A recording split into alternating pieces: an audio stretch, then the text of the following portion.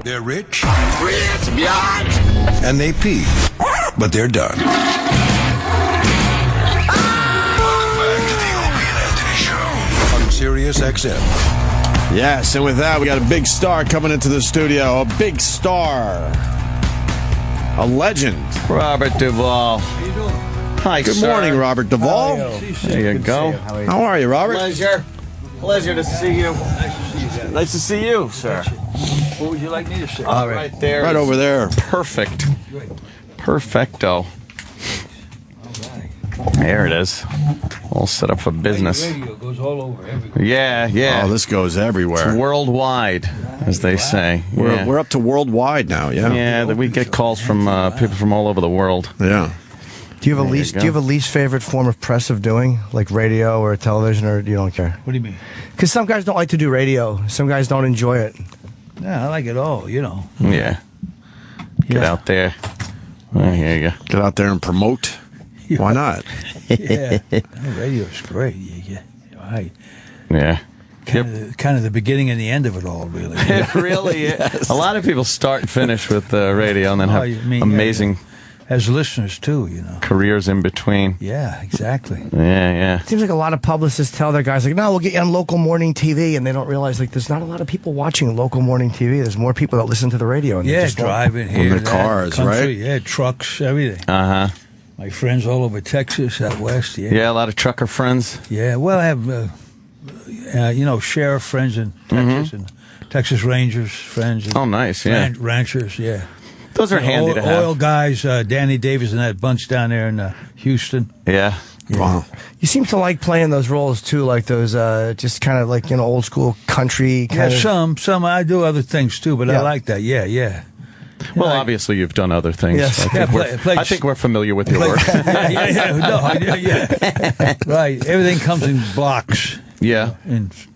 Groups. Yeah. As far as like parts that you've taken, so Yeah. it's like country guy, mob movies, Yeah. things like that. Played Joseph Stalin. Uh-huh. I played a Cuban barber who danced the song with Richard Harris. So I try to play the Texas Rangers, play different characters. Yeah, I like that. How many movies do you make a year? One or maybe one. You think just one? One every other year, maybe.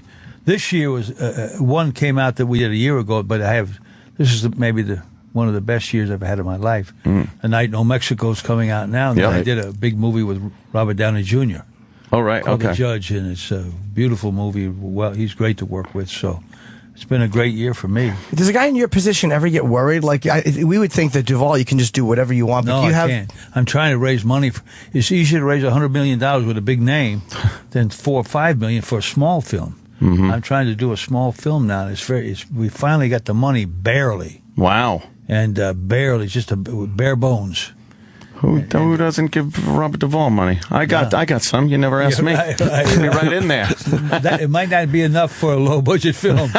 Yeah, maybe, but what do you have to do? You have to actually just go to the investors and just pitch to them? You go to different people, and Arnold Rifkin, who was the head of William Morris, he stepped up, and we got some money to do a movie with the Texas Rangers. Kind of an interesting story we want to do. And we have to film it in Utah for Texas, because can't film it in Texas, can't film it in New Mexico. Why not? The unions are this, to that, different. I'm a union guy, but Sure. sometimes there are restrictions. So we go to Utah, hopefully, and we'll find parts of Utah that look like Texas. Yeah, there you go. Yeah. It shouldn't be hard. There's a lot of open space. It's a lot of open room, some prairies, Rivers, some rocks. canyons, Yeah. mountains. Yeah, if you're trying to shoot New York scenes in Utah, you'd probably have a problem. Well, they do Toronto for New York. I don't know if it quite works. Yeah. You can tell. You can tell. Kind of. I think if you're from New York, you notice when they don't film in New York. Exactly. It was one of Kubrick's very few mistakes was using England as New York in Eyes Wide Shut. You could just kind of tell that the externals were not done in New York, because I think that he didn't want to shoot here for some reason. Yeah, well, he like with Kubrick, he wanted to go to London to live, and with Stanley Kubrick, at what point in his flight from New York to London did he become cultured? You leave the country, whatever. You never worked with him, did you? Huh? Did you work with him or no? No, I never did. No. Never got. Was that by your choice or it just never happened? What? Was that by your choice or it just never happened? Never happened. Yeah, no, whatever. I work with some great people. Oh my God, yeah. Coppola, he was Yeah. Amazing. Yeah, Coppola. I think the Billy reason Bob Thornton recently, talented guy, Billy Bob. Yeah, he's on Fargo now, that TV series. Okay. Yeah. Fargo. He's good. He's great. He's fantastic. There's a little bit of caricature in it, yeah. A little bit. Yeah. You were not in part 3 in The Godfather. Was it? The rumor was, well, he priced himself out of the market on purpose because he didn't want to do it. Was that you saying? That's true. That's partially true. I said you can pay Pacino twice what you pay me, but not 3 and 4 times which was the case. Wow. He came to my house in Virginia. Coppola parked his limousine with a driver, came in, and I said, sit down, I'm going to cook you my mother's crab cake recipe. He always wanted it. So I wrote it down for him to take, the crab cake recipe. He forgot it. He kept calling. He was more concerned about that recipe than would I be in Godfather 3. Right. You don't regret it? Huh? Do you regret not doing it? No. The first 2 were, I think, probably better movies. Yeah. I think, Yeah. I think most would say that. Yeah, he was great to work with, Coppola. Yeah. Most would Because he say would that. turn it around and watch what you do. Some of the old-time directors, I worked with a director once, said, when I say action, tense up, goddammit. Can you imagine saying that to Joe Montana in the Super Bowl? Tense up. It's not, it's intensity is different from intensity. Right. It doesn't seem like you're going to So get a the guy like best. Coppola, he turned things around, or Altman and Billy Bob and other directors too. Try to see what you do. Yeah. Let it come from the subject. They should have gave you the money for 3. They should have just gave you the money, Robert. Well, I don't know. I mean, whatever. It was a big hole in the film. It was a big piece missing. I don't know about that, but they just, whatever. Yeah. Whatever. Is it hard to watch? But let me say this though. I wrote him a letter recently. Coppola and Horton Foote, the great Texas playwright who wrote Tender Mercies and To Kill a Mockingbird. Yeah. Those 2 guys, without consciously doing it, were really gave me a lot of help when I started out my career. Those 2 guys really helped me, get going. Is that at what point in your career was that big boost, that push? Was it the big films? Sporadic. Now there, and then you have periods where you don't work, and I suppose when we did Godfather 1, that was like I knew it was going to be we knew it was going to be a big hit, big movie. And I had a feeling I was more of a late bloomer, and I would do more work maybe a few years after those other guys had their right. So There's a great photo of you that's just been circulated on Twitter recently where Brando's doing lines. The line, yeah. Somebody showed me on your that. chest. Yeah. Right. And did he do that for the whole film, or he didn't did learn that them? since the chase. He did that, everything. Then he had an earphone and everything, But, my God! But we'd get rid of the lines, and then they have to yell, "Cut!" He wouldn't know what to do. When Luca Brasi said, "May you have a beautiful son," we put a fuck you on the tongue. Brando, he loved it, and he loved Jimmy Kahn. Oh, did he? Because Jimmy's so funny. Yeah. Jimmy would tell Brando a joke, and Brando would have to count 3 before he get it. Then he go. Yeah, James Caan was in 1, here. Yeah. Godfather 2 wasn't as much fun because Jimmy wasn't on it. Oh, that's right. Yeah, he came for 1 day or so. Yeah. Yeah, for some kind of But Brando loved it. Flashback. Yeah. Oh yeah, and Brando wasn't in part 2. He said no to the flashback. Yeah, scene, right? Brando wasn't either. Yeah, that was the one really De Niro was in a lot of the earlier. Wonderful in that. Yeah. God, I saw. I guess it was an old Twilight Zone with you in it. Oh, was that called Miniature? Yes. That was in litigation for 20 years. They couldn't show it. Then they brought it back. You know what? Why was it in litigation? Because when I saw it, I'm like, I don't know. It was something. Yeah? Something happened. I don't know. Sometimes you see a Twilight Zone, and you're like, how in all these years that I've been watching this show did I not see this one? And that was one of them. I was like, what yeah. the hell is I this? know. For a long, there was a big hole in the thing with that one. Or if there was music in it or something they couldn't get the rights to. Was there any music? Maybe. Sometimes Could it's- be. Well, then you could switch It it was out, really no? good, though, man. Wow, what an odd character Very you odd. were in that What was that one? What was that one about? Oh, he had some mother issues and some relationship issues. The beautiful actress was a model. She married Sidney Pollack. Really? And lived a long life, and Sidney passed away. Wow, yeah.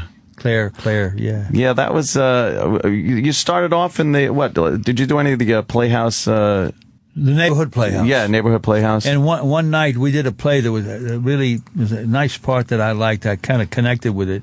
And Kim Stanley, Bob Mulligan, Horton Foote, and his wife came and they saw me. And 3 years after that, when they were going to cast Boo Radley in To Kill a Mockingbird, Horton Foote's wife said, "What about that young man we saw in that play?" So that kind of helped me. It's amazing how, even a couple of years later. You got people help each other. The group, young actors, I say, what should you do? They say, what should I get with groups? I say, you have to be with groups. Operate out of something other than. And then someone gets a project, they remember you, and there you go. You've had because it's hard to imagine. But you had a 10-year career, like a legit career before The Godfather. That wasn't the beginning for you. No, I did with Phil Kaufman. I played Jesse James in The Great Northfield Minnesota Raid. I had quite a few films before, And then The Godfather was. Somebody told me on the Howard Stern show that the guy that the studio wanted was some big names for the part of Tom Hagen. Paul Newman, 3 or 4 big names. And I guess Coppola wanted me, thank goodness. Why did you turn down Brody in Jaws? Pardon? Why did you turn down the part of Brody? I don't know. I wanted to play the Portuguese fisherman. I like to do character part, but I was too young. Really? So I let it slip, Wait, which one was the Portuguese fisherman? In Jaws? Robert Shaw. Shaw's part. I wanted to go up to New England and hang around the Portuguese, but I had a nice meeting with Steven Spielberg. He said, "Well, you're too young." Too young. Yeah. Jesus Christ. And by then, was the Brody role given away? By the time he said no to the other one, was it too late to get Brody back? No, I don't know what you get obstinate about certain things. Maybe I should have thought of it, but I like to do character parts more. Yeah, because then, like after that, Apocalypse Now came up, and that's what a memorable character that is. Well, I told Coppola, because it was written for a bigger guy, I said, I just say it once, I'd really like to do this. And when I got out there, they had it written, John Milius had written the initial draft.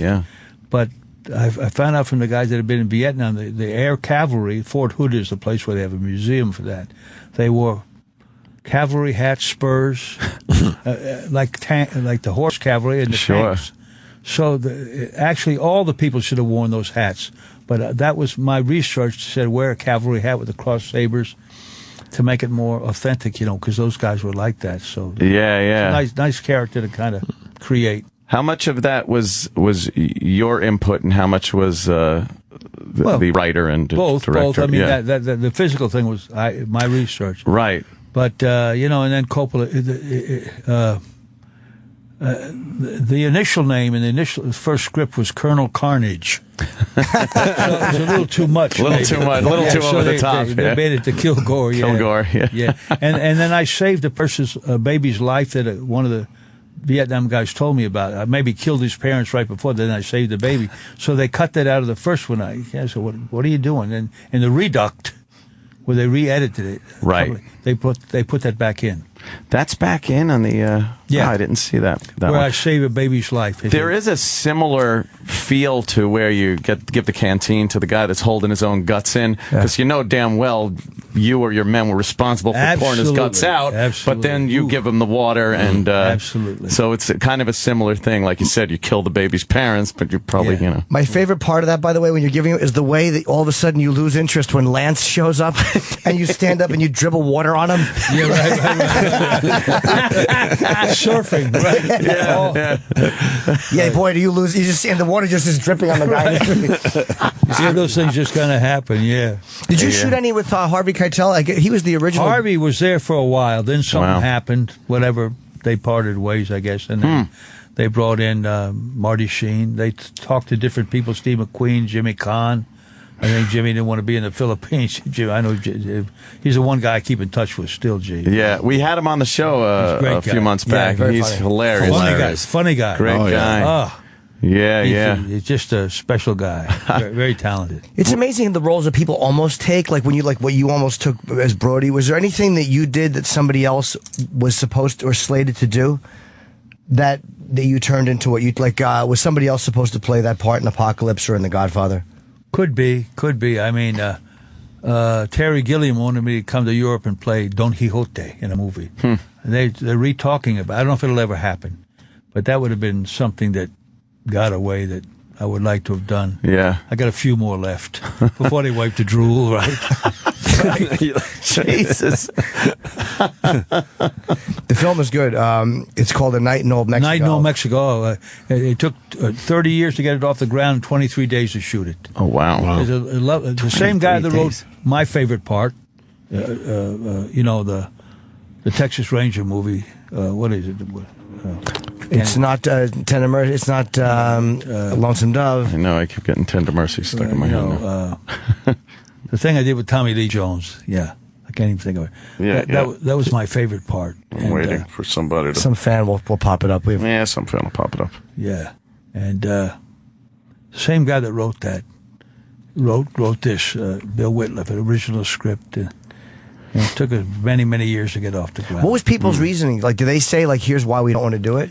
Well, he kept putting it off the writer. Dennis Hopper was going to direct it at one point, then another guy, then a French guy, and then a Spanish guy came in. Lonesome Dove is what he wrote originally. Mm-hmm. And then he wrote, this was an original script. Bill Whitliff from Texas, wonderful writer. I mean, lines like, it really happened to him, a guy crossing a bridge, give me $1 and watch me cut myself, Oh, yeah. Those things happen. I mean, what did you say to him? You handed him a $5 and said, fucking cut your wrist? So you said something like, go cut your throat. Go cut your throat. Yeah. It was a really great line. Yeah, and the guy said, what do you, so I gave him $5. How much did you give him, Yeah, it was a very funny line, yeah. So, Whitliff was with that for, and the girl, Angie Peseta from Colombia, played the lead. She was for the first American film. Very interesting actress from Bogota and from Madrid. Her mother used to be a prosecuting attorney against the drug people. Oh, wow. That's a tough gig. They'd have to put a curtain in front of her for protection, But she's very talented, and she does a very good job in this movie, Night in Old Mexico, I think. Do you go in and rewrite stuff for your, because I know John Milius has written some of the most amazing monologues for people. Yes. And some people, some guys only want him writing their monologues. Will you go in and actually go I don't want to say that, or will you just kind of do what they ask you No, it to? depends. I mean, that's pretty nervy sometimes. Sometimes you want things changed, and I believe in improvisation. But if a script is well written, you don't necessarily need to improvise. The thing what I did with Robert Downey Jr. just this year, it's beautifully written script, so you don't need to change things. Mm-hmm. But like in A Night in Old Mexico, at the end, I said, my life has turned around. I find this, I find a new love, and I found me a grandson. That line was improvised. And Whitliff said, I wish I'd have, and he doesn't like you to change his lines, but he said, I wish I'd have thought of that line. Because it gave me something emotional, Yeah. So some things happen at the moment where you just do it, but you can talk with somebody, but to change it yourself, you got to be careful. Some people do that, but it's pretty nervy sometimes. Oh, Colin Quinn tried to change the entire script of Crocodile Dundee 2. Do you know who Colin Quinn is? Of course not. Colin Quinn? Who is that? Exactly. If you understand the joy you just gave me, he's a friend of mine. He's a clerk. He worked in comedy for a while. Clerk. And he's married to a woman named Diana Urbani. And he was in Crocodile Dundee 2, and he came back and he rewrote the second half of the movie. And he gave it to Australia? No, he's an American, but they were doing it, and he had a very small part. He had a very small part. And he actually rewrote the second half of the movie and handed it to the director, making himself a bigger part of the movie. Saying here, I think Did they take it? No, they certainly didn't. No. What a ballsy move. I never heard of him either. So. At least he tried. At least he tried. He tried. He sure did try. Absolutely. And you said that you would, because you talked to Spielberg, you guys obviously know each other, and you said, I guess in 2002, that you wouldn't work for him because he had visited Cuba, or was that overblown, or did you actually it was say? a little bit overblown. They deleted what he said, and then Charlie Rose wouldn't delete what I said. So I was kind of hung out to dry. What had he said that should have been included? Well, that he said he never said those things, that he spent the best 8 hours of his life with Castro. Maybe he didn't ever say it, but I said, people say that. Why would they say that? Because Castro's no great guy in certain areas. Quarantines gays and so then I got in trouble for that, Have your politics been difficult? Because Hollywood's fairly one-sided. Has not being towing the company Liberal line. trick. You could say it, Jimmy. Well, I don't know. It's like has it not towing that company line kind of given you any problems? What about you? I'm in the middle, kind of. Yeah, I'm more in the middle. People think like my wife's from Argentina. She switched her positions. you choose to be culturally conservative and open more on the other side with money, but now she's more conservative, more open. She calls herself a tree-hugging Republican. Wow, that's and she thinks that terrible things. It's true happened historically to the black people and everything. Mm-hmm. So I don't know. I know most of the conservative women I know believe in pro-choice. But you never heard that stated publicly. No. So I mean, there's overlaps of contradictions. Well, it's easier for people to just classify people by one thing. If you say you're a Republican or you're a conservative, they think you're every bit of a conservative, where you're pro-life and this and that. But I consider myself pretty conservative and Republican. But there are some things that, believe me, I'm trying to fight the good fight every day. Yeah, that's okay. It's tiring. Well, like my friends that I have on the board of sheriffs, the one guy ran 2 FBI guys out of his county, so you don't have any jurisdiction. I mean, and you can't. Right. Okay, a lot of those sheriffs you could buy off. The Texas Rangers you can't buy off. No. CIA, FBI, there's some stuff going on that shouldn't go on. There's a little leeway there. Now, this same sheriff, I said, how do you guys vote down here? He said, we vote Democrat, but our hearts were Republicans. Wow. So that's the old kind of Democrats, conservative. Right. Zapata County, my friend was Zica Gonzalez. He was in the sheriff of Zapata County with that big lake where that guy disappeared on the water ski. Yeah. Well, I said, and there's no Republican headquarters in Zapata County. But some of those people are a bit conservative, even though they are Democrats, Yeah. So there's an overlap. The extremes I'm not so crazy about. Right. Did they ever get the guys that killed that? There was a guy and his wife on a... Well, they claim... Ziggy claims that the drug people got him and killed him, but some of my Ranger friends say that may not be true, so they don't have a definitive answer. Yeah, they claim she wasn't in on it. I don't know. Maybe not the wife. Yeah, they had apparently jet skied and crossed right into Mexico's territory. It was like a really well-known drug spot. Right. Like A Night in Old Mexico. I love this movie, and we did it in Brownsville, the most corrupt town in Texas. Now, these ladies, lovely ladies, sent us some cabrito, some goat from the restaurant from the other side, because you could touch the wall. And we thank you so much. Oh, come over to our restaurant. I'm not crossing that border. I ain't going No over. way. And the sheriffs say, don't do it. Wow, yeah. And because of that, there's some of the deputies, and one of the top sheriffs just recently where we worked, they arrested for because they, sometimes blood is thicker than truth or anything, because back and forth the border, they're half Mexican, this and that, Sure. So it's a dodgy place. But the guys I know are pretty that are half Mexican, that are sheriffs. They don't want that illegal. They don't want the illegals. They want it done right. Right. Listen to this true story. About 8 times, about all those border sheriffs went to Washington. Mm-hmm. George Bush W. wouldn't meet with them one time. Why is that? Well, he said because he's an asshole. That's what they said. I mean, and Bush did some good things. Age of Africa did some good things. But, I don't know why that is. They sent money to the other side, but they wouldn't reinforce these sheriffs with their problems with the drug people coming across. It just does. It seems like the border protection on our southern border just doesn't get the financial backing, the backing of the government. It doesn't seem like the administrations want to. Well, if you boil it down, the Republicans want the workforce, the Democrats want the vote. Right. Of those illegals coming in. Yeah. And that overlaps too. Yep. So I don't know. It's a pretty complex situation. Dodgy situation. What about, I got to ask, of course, what Second Amendment, you a Second Amendment guy? In what way? That we do have the right to bear arms. Absolutely. I don't have a gun in my... I do have a $45,000 pistol that the Rangers gave me. Wow. And my friend General Bill Keyes, the head of Colt, gave me 2 beautiful pistols with Lonesome Dove pictures of my movies in there. But other than that, as trophies, we don't have guns. Mm-hmm. Not that I'm against them, believe me. Right. I believe you should. I just don't want guns around because I'm not an expert with it. Although I believe in people should have guns. Yeah, I just feel that every time something happens, that more legislation is put on the legal gun owners that aren't the problem. And then they throw, laws in there that don't really do anything for the gang violence and everything. Well, you know, the same sheriff, Arvin West in Hudson County, he tells every people on the border, he's right on the border, to arm themselves in his county in Texas. Why wouldn't you? Because they're coming across. They're coming across. Did you not want to go across, too? Because a lot of people, Mexico scares me. Like, and is that why we were afraid of kidnapping? At the border. My friends just recently competed in the World Championship live pigeon shoot in Guadalajara. That's pretty safe. But along the border, it's like what used to be in Colombia. It's moved up. Yeah, it's very dangerous. Very right dangerous. on the border is more dangerous than if you go. Yeah. Oh, yeah. It's one guy who traveled around. It was one of the most dangerous parts in the whole world. That border.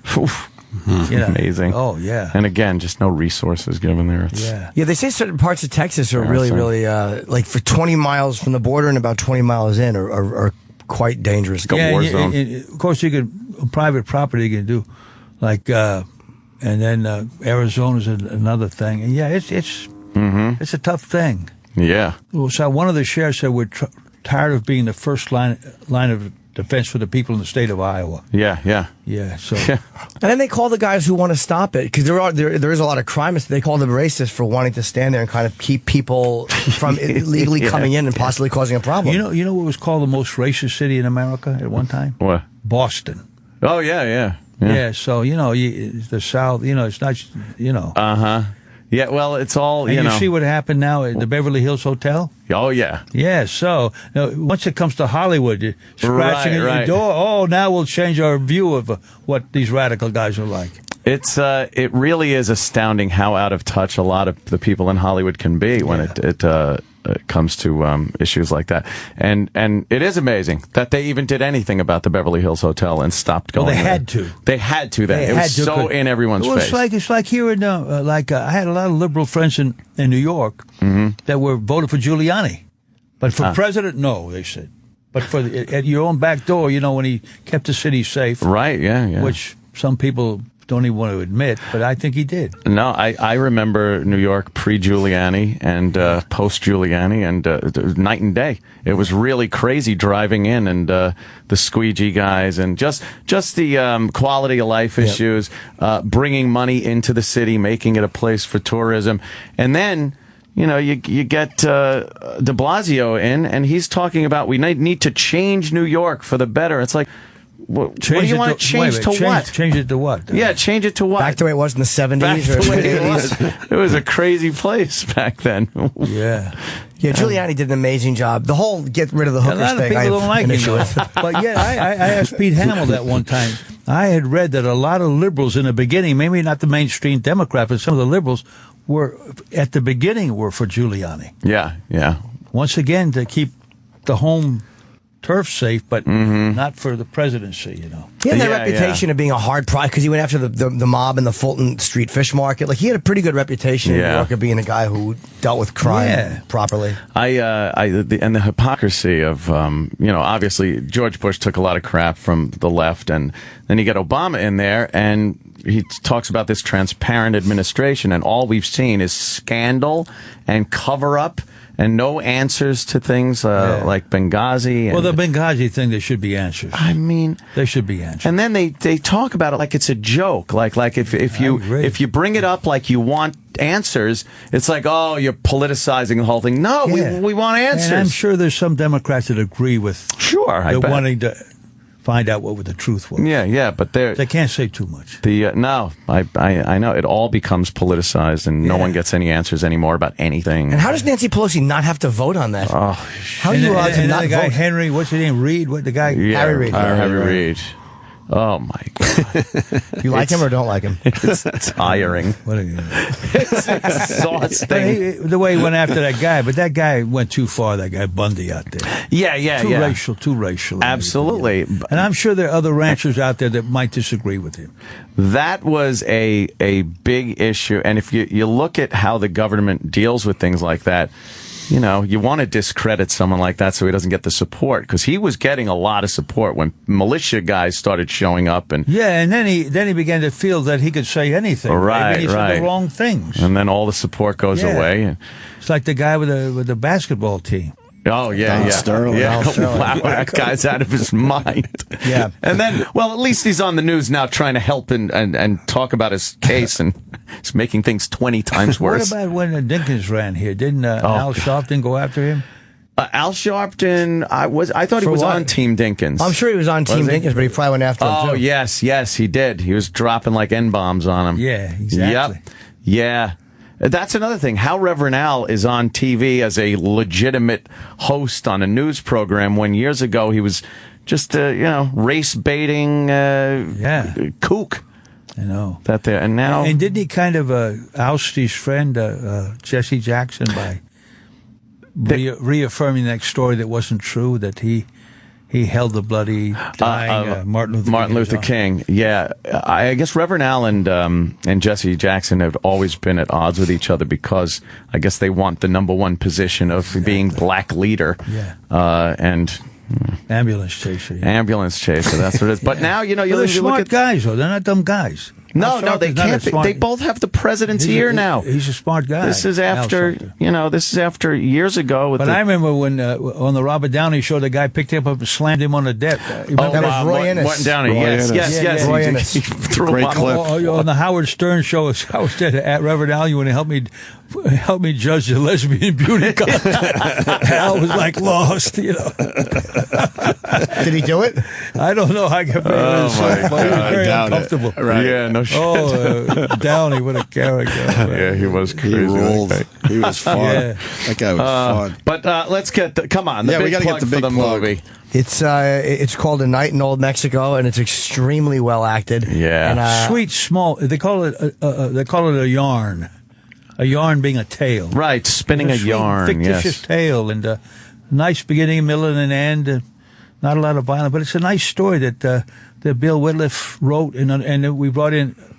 There was a French director that came over, and he wanted to direct it, and we took him to Texas, and my friend drives around Texas in his Bentley. He's an oil guy. Sit down here, Frenchie. And as a French guy sat into the chair, he threw a pistol under his seat. He sat on the pistol. Oh, then he is a gangster. He said. So he disappeared. And then Emilio Aragon, he's quite a prominent figure in Spain, had the money, loved the story, put up the money, the expertise, and came over and directed it. Wow. From Spain. So usually you film things like that in New Mexico, better rebate, but they were able to do it in Brownsville. That's where that Marine was held for 4 months. Remember, right across. Yes, that's why I wouldn't go across the border. Right? Why was a Marine held there? Remember the guy? It was a weapons charge. Yeah, and they had held him there with nothing, with no charge, no trial. That was Brownwood, right in there, Brownsville. Yeah.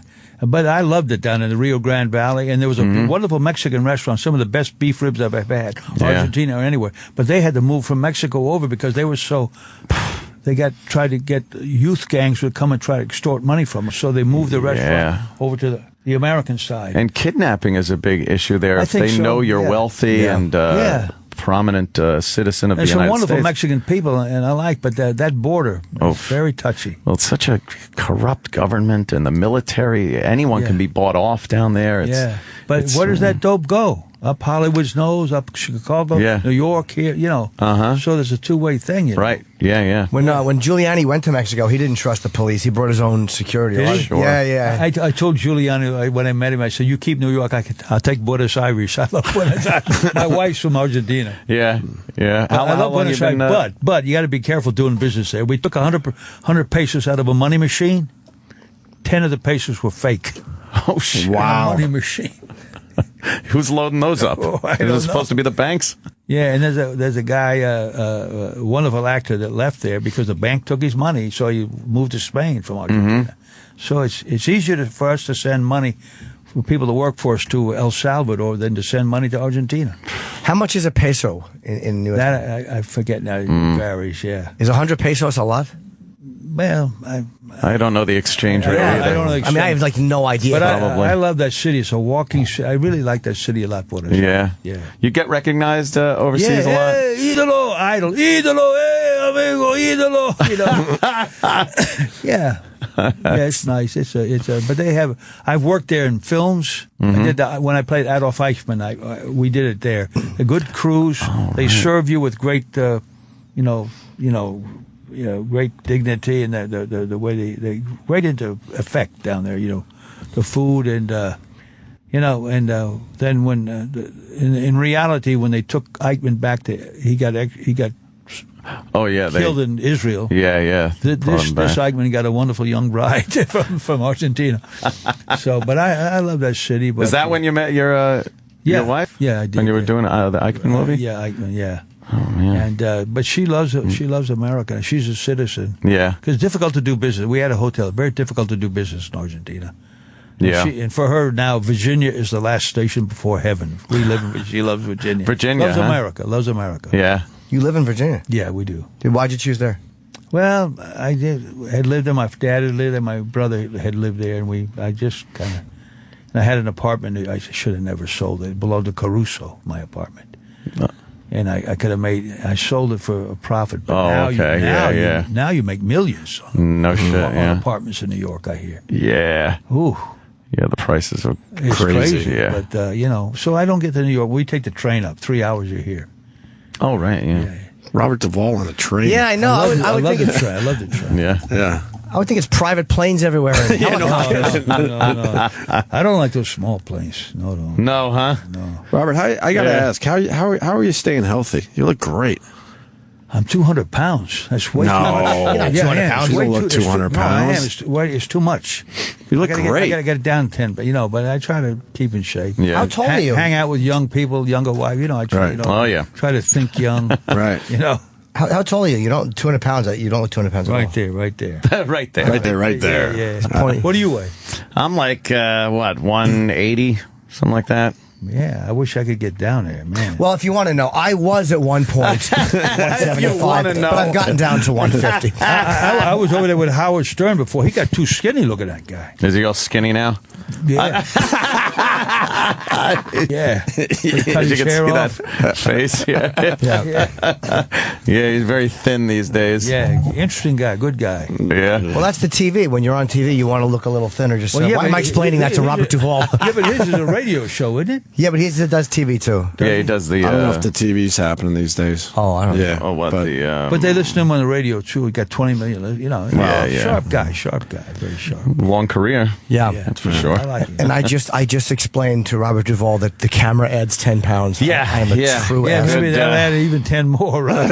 I am a fool. Yeah. So the movie comes out. It's in theaters. And on iTunes this Friday. That's smart to release On demand, too. On demand.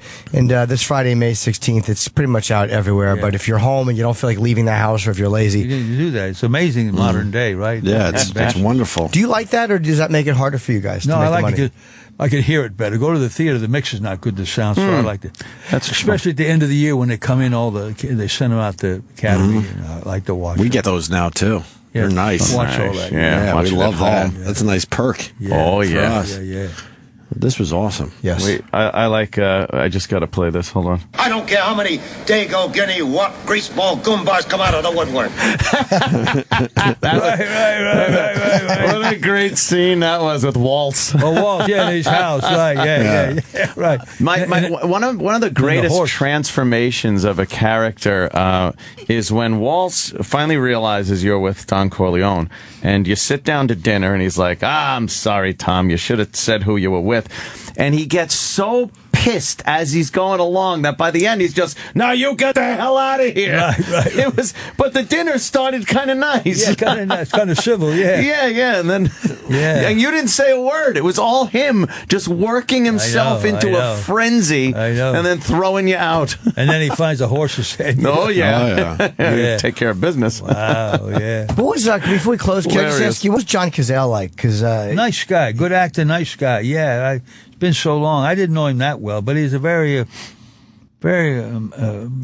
open guy to be with. Very friendly. Yeah. Because didn't he only do like 5 or 6 movies? Like he had a very short. They were all they were all really like. good. I think he used to date Meryl Streep. Yeah, Meryl Streep. Yeah, he was in The Deer Hunter and Deer Hunter, and, which was great. Yeah, right. The Conversation, both Godfathers, Dog Day Afternoon. I was in the. I had a small part in the conversation. Right. He was in the Conversation. Oh, yeah. Coppola. Yeah. You're great in Network. I just want to tell Robert Duvall movies he was great in. And I love your arms, by the way. You have very big arms. Like you know how to make a gesture. Yeah. Yeah, I've been in some Lemons. They said, "What, A Nightmare in the Sun" or something. Oh my God, I can't even remember how bad that was. Oh my God. Yeah. Did you know it was bad while you were making it? I think so. Yeah. Oh boy, definitely. It's got to be hard to commit to a role when you know it's like, oh god. Yeah, I know. I mean, there's some lemon. We all do lemons. Oh yeah. Well, I think your average is pretty good, though. I mean, Well, Jesus. I'm kind of a late bloomer, and I think I got a few left. And as I got older, I get more comfortable. And Yeah, I think I like when you better work. when you just pop up in things like Sling Blade was great. Yeah, when Billy Bob's great to work with. Comes up You and should have him in, Billy Bob. I would love to. Yeah, Oh, he's the best. Yeah. Billy Bob. He says now when we work, he says rehearsals for pussies, only 2 takes. Two takes. Yeah, some of these people beat 100 take. Whatever. Right. Yeah. Yeah, that was great to work with Billy. Only 2 takes. That's a lot of pressure. Very gifted. Yeah. He's in the movie too with Robert Downey. I mean, he plays the prosecuting attorney against me, and Downey plays the guy that's defending me. I'm the judge. It's called The Judge. Very smart script. Cool. Yeah. Oh, we're getting the wrap up. But A Night in Old Mexico, I love this movie. It's a small movie, and I just love it. Yeah, it's extremely well acted. And this Friday, again, on iTunes, on demand, or go see it in the theater if that's what you prefer. But I highly recommend it. Great. Robert Duvall, amazing. The Opie and Anthony. Who's Opie and who's Anthony? That's the Opie, Anthony, Jim and Norton. Jim Norton. Is Italian? Oh, yeah. Yeah. There's a lot of good Italian restaurants in New York. Yeah. Let me tell you something. There's some good ones in L.A. too. Yeah, I haven't. Every time I go out to L.A., it's like I'm pulling a heist. I get there and I gotta leave right away. I never really stay. Giorgio Baldi at the beach, better than a lot of the restaurants in Milan. Really? Oh, excellent food. That's a bold statement. Excellent. He cooks good Italian food, though. No, I don't. There's some bad restaurants in Italy. Really? They're not all great. Imagine you go there and you How's that possible? blow it by going to a crappy restaurant. how do they- I like pasta. Carmine's here. I like Carmine's. Carmine's is nice. Yeah. Nice dishes. Carmine's Yeah. is nice. I like that place. I like that place. There's there's a pull chain toilet. Yes, Louis in the Bronx. Louis in the Bronx. We could put the gun behind the toilet. Right. Don Pepe in Queens? Don Pepe. Good food. No. Yeah.